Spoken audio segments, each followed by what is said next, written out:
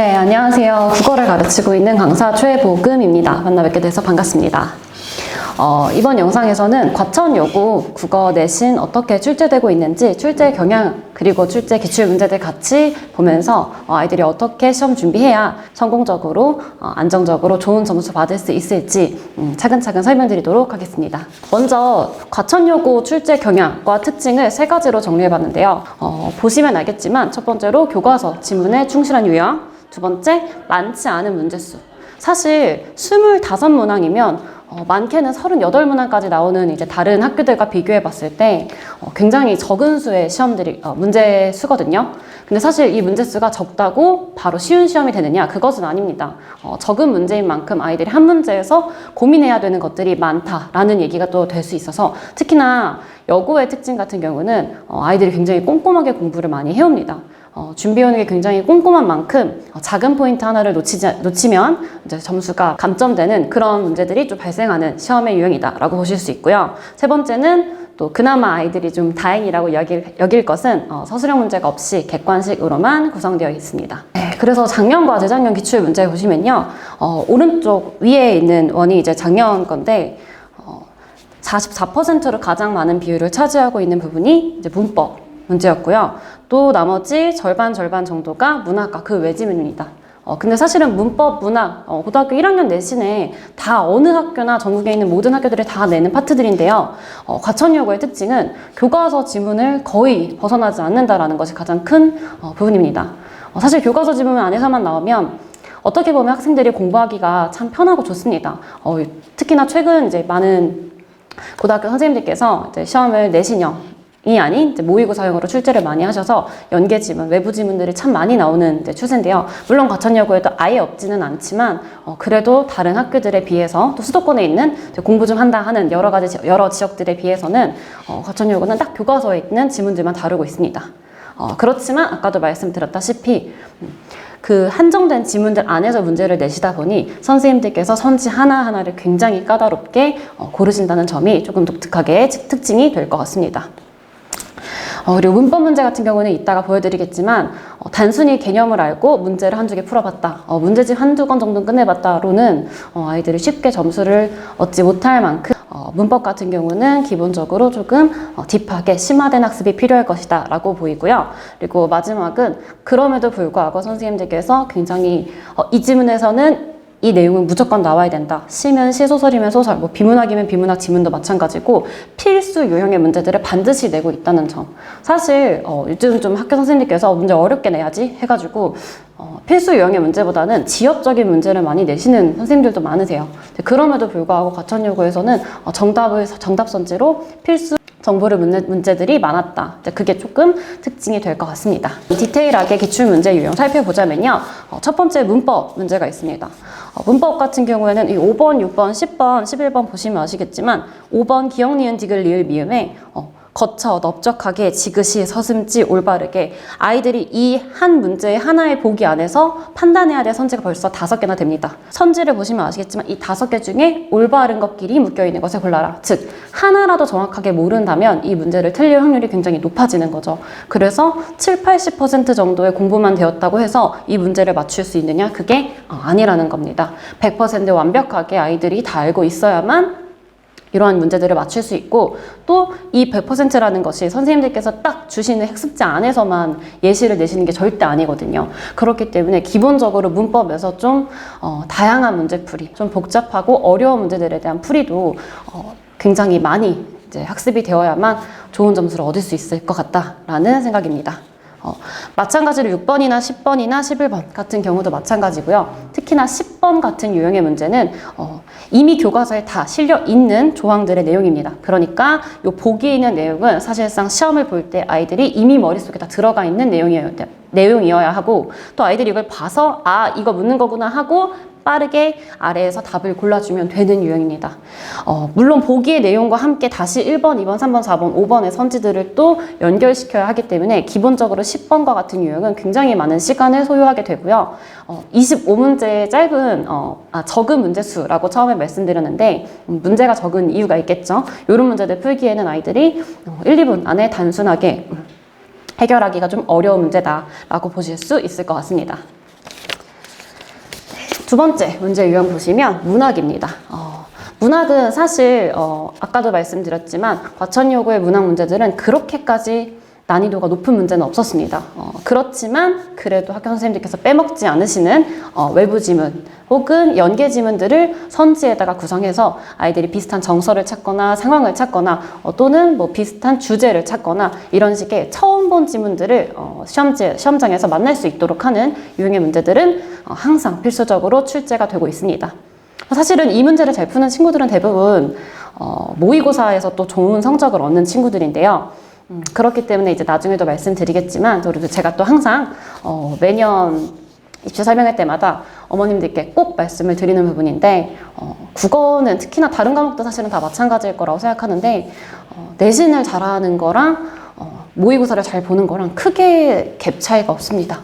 크게 다른 점이 없이 내신에서 잘하는 친구들이 또 모의고사에서 잘하고 모의고사의 국어적인 능력이 뛰어난 친구들이 기본적으로 내신에서도 좋은 성적을 거두는 게 기본적인 부분입니다.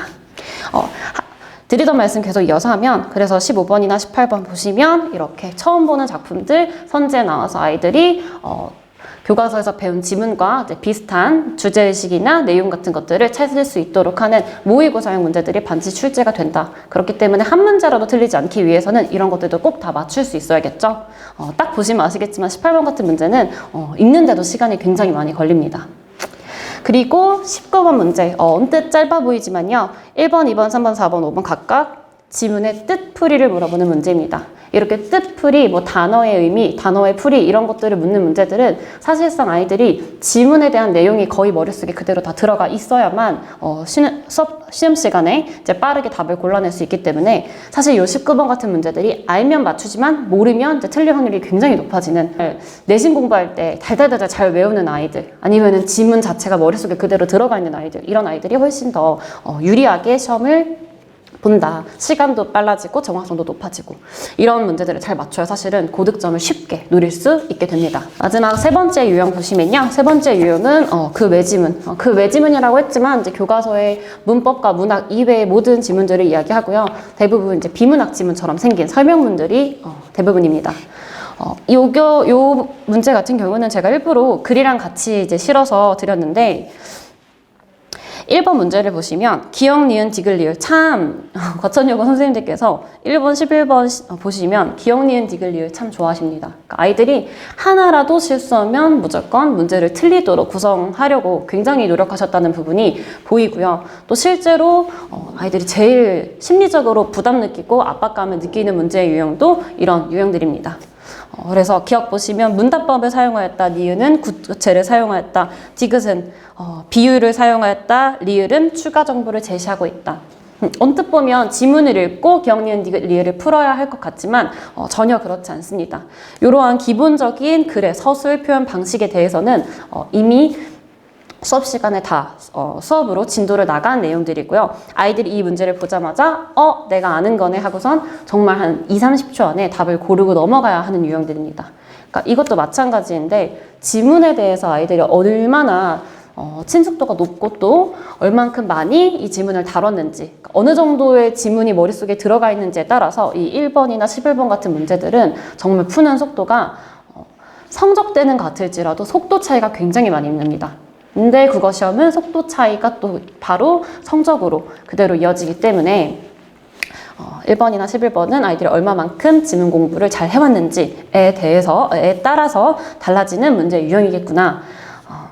조금 슬픈 이야기이긴 하지만 국어를 가르치는 입장에서 이런 질문들은 정말 암기하고 많이 달달달 반복 학습이 결국 답이라는 이야기가 됩니다. 그렇다면 기본적으로 뭐 70점, 80점 이런 걸 이야기하는 게 아니라 아이들이 100점 맞고 1등급 받기 위해서 아주 고득점을 차지하기 위해서는 어떤 포인트를 과천여고에서 잡아야 하느냐. 첫 번째 보시면 이거는 제가 계속해서 반복해서 말씀드린 것 같아요. 내용 이해하고 정리하는 것. 사실은 이해하는 것까지는 대다수의 아이들이 다 합니다. 그리고 나서 정리하는 것. 이 정리는 사실은 그 다음 단계인 암기를 위한 거겠죠.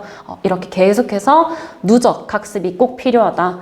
첫 번째 주에 배운 내용, 두 번째 주에 배운 내용, 세 번째 주에 배운 내용. 세 번째 주 가면 아이들이 첫 번째, 두 번째 배웠던 건 다 까먹어요.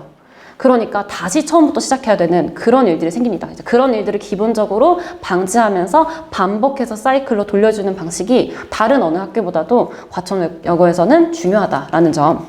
그리고 두 번째는 1등급을 좌우하는 디테일. 파츠별로 딱 3포인트만 잡아봤는데요. 첫 번째 문법 같은 경우는 개념. 기본적인 거, 너무 기본적인 거고요. 정확하게 개념 학습이 되었다면 그로 인해서 그를 바탕으로 유형을 파악하고요. 문제 유형이 또 여러 가지가 있지 않습니까? 그래서 자주 등장하는 유형들을 파악하고 또 그것들을 파악해 나가는 과정에서 많은 문제풀이가 있어야겠죠. 이 문제풀이가 사실은 문법은 무엇보다도 중요하고 또 문제풀이를 통해서 아이들이 어디에서 구멍난 개념들이 있는지를 찾을 수 있기 때문에 그래서 이제 수학 같은 경우 과목만 어머님들께서 오답 노트가 필요하다라고 생각하시는데 문법은 그냥 오면 암기입니다. 그렇기 때문에 문법 같은 경우에 정말로 아이들이 문제 풀고 어느 정도 학습이 됐다 했을 때 문제를 풀고 또 문제 풀고 틀린 부분들을 다시 돌아가서 공부하고 그 과정을 잘 정리해 두는 게 문법에서는 오답 노트가 됩니다. 나중에 가면 시험장에 그것만 하나 들고 들어가면 되거든요. 실제로 공부 잘하고 문법 잘 푸는 친구들은 대부분 다 그런 노트들로 자기만의 정리 노트를 만드는 친구들이에요. 그래서 저도 수업 시간에 항상 문법이 시험 범위에 포함되는 경우에는 아이들에게 문법은 정리 노트, 오답 노트를 작성하도록 지도하고 있습니다. 두 번째 문학 같은 경우에는 지문 이해, 이거 당연하겠죠. 사실은 지문 이해에서 필수 유형까지 풀어야 되고 나아가서 아까 보여드린 것처럼 모의고사형 문제는 장악을 해줘야 그래도 기본적으로 문학에서 한 문제도 틀리지 않을 수 있지 않을까. 모의고사형 문제를 장악하는 것이 문학에서는 가장 큰 포인트가 될 것 같습니다. 세 번째는 이제 그 외의 교과서 지문이고요. 그 외 교과서 지문은 아까도 또 말씀 이미 드렸지만 이미지 트레이닝. 한마디로 정말 사진을 찍은 것처럼 내 눈에 딱 기억을 해둬야 됩니다. 어떤 문제가 물어보는 내용이 이 지문의 중간 부분에 어디에 있었던 내용이구나가 바로 매칭이 돼야만 아이들이 빠르게도 정확하게 문제를 풀 수 있거든요. 이 문제를 풀 때 이미 어디서 말하는지 이거 어디서 나왔었지? 라는 생각이 들자마자 사실은 굉장히 뒤처지게 시작을 하는 겁니다. 그래서 그 외의 교과서 지문은 아이들이 달달달달 지문 복습을 많이 할 수 있도록 하는 것이 가장 중요한 부분이 될 것입니다. 네, 마지막이고요. 그래서 결국 제 수업에서는 과천여고 어떻게 맞춤형으로 내신 준비하느냐. 첫 번째는 국어 본질에 충실한 수업입니다. 어차피 국어 수업의 1년 커리큘럼이 내신으로만 이어져 있지 않고 겨울특강, 내신, 또 내신과 내신, 중간과 기말 사이에 또 다시 잠깐의 모의고사 수업 이렇게 이어지는 수업들입니다. 이것도 매번 드리는 말씀인데 내신이랑 모의고사 중에 둘 중 하나만 잘하겠다. 이거는 사실은 둘 다 못하겠다라는 말이 되거든요. 그래서 기본적으로 모의고사 수업 때 잘 따라오던 친구들이 또 그 모의고사의 다양한 지문들을 다룰 수 있는 능력들을 또 키워서 아까 말씀드린 것처럼 문화작품에서 연계지문, 외부 지문이 나오더라도 또 매끄럽게 해결할 수 있는 능력들이 생기는 거고요. 그렇기 때문에 저의 수업은 근본적인 국어 실력을 높이는 내신과 모의고사가 적절하게 잘 연계된 수업이지 않을까 싶습니다. 또 두 번째 같은 경우는 자료의 말씀을 결코 안 드릴 수가 없죠. 내신은 기본적으로 자료가 굉장히 중요한 시험이고 또 아이들이 얼마만큼의 많은 문제들을 다루어 봤는지 또 좋은 퀄리티의 문제를 다뤘는지가 결국에는 시험장에서의 아이들의 숙련도와 또 능력들을 펼칠 수 있는 기본적인 조건들이 되기 때문에 저의 자료는 보시면 아시겠지만 교과서, 자습서 가장 기본적인 내용들이고요. 아이들이 매주 내용들을 확인할 수 있도록 배웠던 내용들을 확인할 수 있도록 암기형 기출문제, 또 모의고사형 기출문제 그리고 외부 지문, 연계 지문들도 같이 제공하고 있습니다. 네, 마지막으로는 관리적인 부분인데요. 아까 말씀드렸다시피 특히나 과천여고는 참 누적 복습이 필요한 학교입니다. 그래서 매주 누적 복습 테스트가 실시되고 이 누적 복습 테스트에는 단순히 이제 금주에 배운 수업의 내용이 아니라 그 전주해서 아이들이 항상 시험 범위 전체에 대한 이해도와 또 학습이 잘 되어 있을 수 있도록 매주 누적 테스트를 실시하고요. 또 그와 함께 매주 출결 상태 또는 과제 성취도 참여도 이런 것들과 함께 학부모님들께 문자 메시지로 발송드리는 시스템입니다. 어쨌든 간에 과천여고는 조금 비슷한 이야기들의 반복이 될 수도 있을 것 같아요. 크게 여러 여러 교재를 다룬다든지 부교재를 다룬다든지 이렇게 어려운 부분이 있는 시험은 아니지만 오히려 가장 기본적인 교과서 지문만 봤을 때 아이들이 할 수 있는 실수를 좀 최대한으로 이끌어내시는 그런 선생님들의 노력이 좀 돋보이는 시험이다. 그렇기 때문에 좀 꼼꼼하고 또 밀착해서 아이들을 관리해 줄 수 있는 시스템과 또 수업이 가장 필요할 것이라는 생각이 듭니다. 그래서 아마 제 수업에 들어오면 그렇게 아이들이 공부하고 또 좋은 성적을 받아갈 수 있을 것 같습니다. 네, 긴 이야기 들어주셔서 감사합니다.